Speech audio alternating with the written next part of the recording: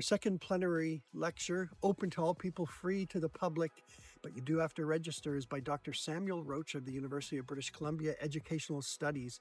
And Sam is going to talk about DILEXIT MUNDUM, Christian education and the love of the world.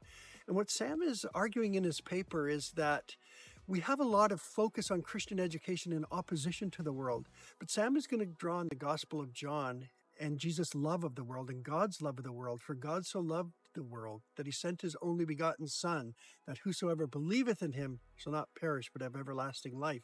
So Sam's going to focus not on what divides us, but what we find in the world that is good, which is God's good creation, and that includes us human beings. So we really look forward to Sam's lecture, DILEXIT MUNDUM, Christian Education and the Love of the World. So I think in a polarized world, and it might seem like it's something that's repeated over and over, this idea of polarization, but we know it, we see it in our own families, we see it in our churches. There's a kind of culture war ethic where people are just in opposition to each other.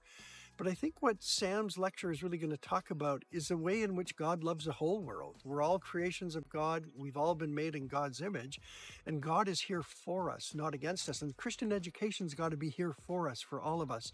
It's a transformative perspective about how we need to interact with each other and with the world.